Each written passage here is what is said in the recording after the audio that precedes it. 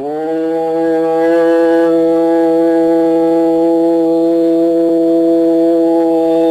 ஈஸ்வரா குருதேவா.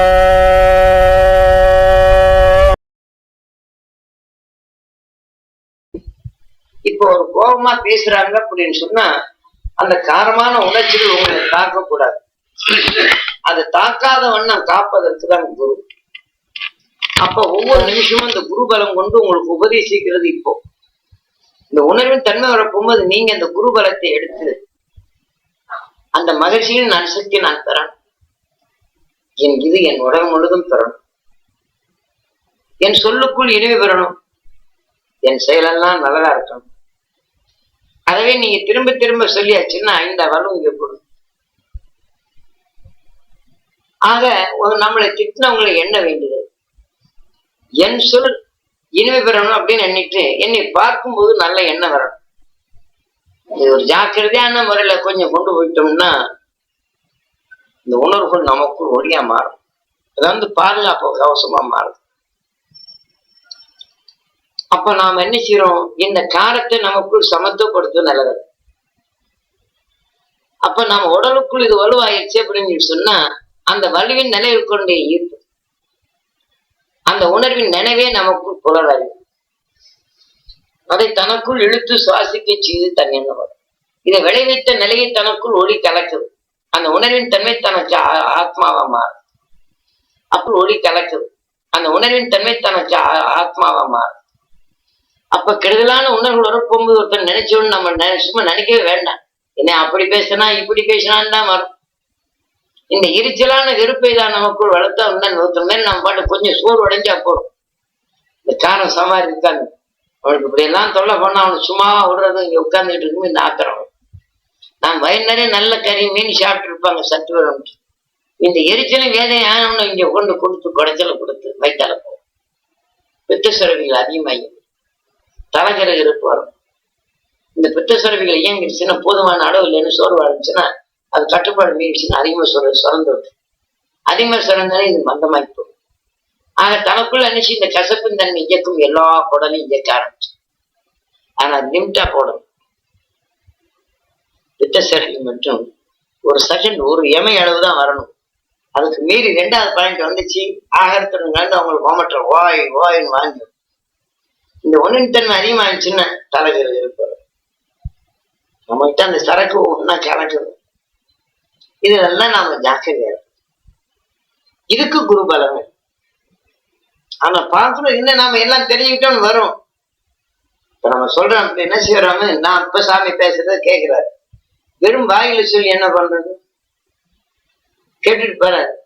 அடுத்தாப்படி நம்மளுக்கு நெருக்கடி வர போகும்போது சுதாரிச்சு நம்ம பயன்படுத்தணும். துப்பாக்கி இருக்கிற கையில அதை கையில வச்சுக்கிட்டு துடி வந்துருச்சு அப்படின்னா சுற்று கூட புளிஞ்சு சொல்றோம். அது கையில வச்சுக்கிட்டு புளி வருதுன்னா என்ன பண்ணும்? அது சொல்றது கையில இருந்து பயணம். அதனால இந்த ஆத்மசுத்திங்கிற ஆயுதத்தை மிக கடுமையா கொடுக்கணும். ஏன்னா ஒவ்வொரு நிமிஷத்துக்கும் இன்னைக்கு தீபாவளி அப்படின்னு சொல்லு இது நமக்குள் அந்த ஒளியா மாத்தோம்னா விஜயதசமி உயிர் அங்க ஒளியா தோன்றுது. தசமி சூர சம்மாரம் அப்படின்னா நமக்குள் அசுத்தங்கள் சீராவண்ணம் தடுக்கும் நாள். ஆக இன்று அந்த மெய்வெளியின் தன்மையை தசாவதாரம் 10வது நிலை நாம் ஒளி நிலை பெறும் அவதாரம். இப்ப நாம 7வது அறிவு என்ன செய்யுது? ஒரு பொருள் இணைக்க செய்யுது. இப்ப நாம் தங்கத்தை நாம நகை செய்யறோம். அடுத்தாப்படி பித்தளை என்ன செய்யறோம்? செம்பு வெள்ளி வச்சு நகை செய்யறோம். திரவகத்தை ஊத்துனா என்ன செய்யுது? அந்த செம்பு வெள்ளியுடைய சத்தை இழக்க செய்யுது. மீண்டும் நகை செய்யறோம். இப்ப நம்ம வாழ்க்கையில நாம என்றோம். இப்ப நகை போல கலந்துருது. அதை அடுப்புல போட்டு மீண்டும் நெருப்பேற்றி தெய்வத்தை போட்டு கழிக்கிறாங்க.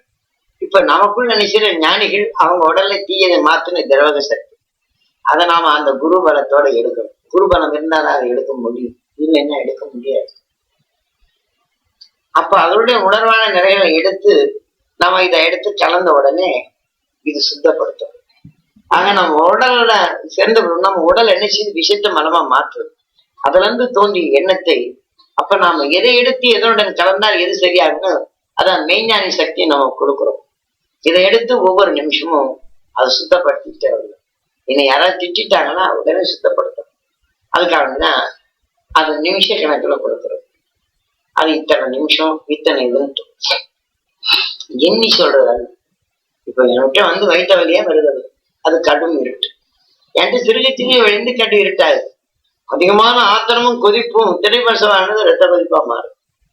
ஆக நாம ஒவ்வொன்றும் நம்ம ரசிக்கும் தன்மை வரப்போகும்போது ஒவ்வொருத்தரும் எதிர்ப்பு சக்தி வந்து கோபம் வெறுப்பா இருப்போகும்போது சர்க்கரையோட கலக்கிறது பிரிஞ்சிடும். ஆக சுவையை என்ன செய்யுது, இந்த காரங்கள் ஆக்கிரமிப்பு அதிகமாக வரப்போகும்போது சுவை பிரியுது. இந்த ரத்த கொதிப்பு யாருக்கு வருதோ அவங்களுக்கு சுகர் சீக்கிரம் வந்துடும். யாருக்கு சுகர் வருதோ அவங்களுக்கு சீக்கிரம் சுகர் இது வந்துடும். இது 2 ஆகிப்போச்சுன்னா 3 சந்தர்ப்பம் ஆயிடுச்சுன்னா ஆற்றல் லென்ஸ் சரியா வேலை செய்யும். அது எந்த நிமிஷத்துல ஆற்றை அணிச்சு நான் போயிட்டு வர்றேன் அப்படின்னு சொல்லிட்டு அதை இயக்காம செய்து வச்சிடும். இது அணிச்சு வெளியேற்றி விட்டுரும். சொல்லு. இப்ப இவங்க மருந்து இங்கிலீஷ் மருந்து கொடுத்து தடைப்படுத்தலாம், இந்த எந்திரத்தை வேணா மாத்தலாம். ஆனா உள்ளுக விளைய வச்சு சீதா ராமன் ஆயிட்டு இதை ஒன்றும் பண்ண முடியாது. அதற்கு சமமான குருபலம் வேணும். அப்ப அந்த சமமான நிலையில் வந்தாலும் கூட அது நான் இப்ப மனிதனா இருந்தாலும் கூட அடுத்த மனிதனுக்குள் இயக்கி அந்த மனிதனுக்குள் நாம் கருவா பிறந்து மறந்துடக்கூடாது. ஆக நாம் இந்த ஒளியின் தன்மையை நாம் உடல் கொடுக்கணும். மும்மொழி சாமிகள் எப்படி இது பண்ணாங்க, அந்த உடலுக்குள் தீயை மாற்றி தன்னலையிலே அந்த சரீரத்தை அடக்க செய்யும். ஆக அந்த சரீரத்தை தனக்குள் அடக்கி தன்னலையே ஒளி பெறும் தன்மை. அப்படியா அப்படி இன்னொரு உடலுக்குள் போய் செய்யணும். அந்த மாதிரி சில இடங்கள்ல சில உடல்களுக்கு போய் எப்படியோ ரொம்ப அபூர்வமானது. இந்த மாதிரி சில நிலை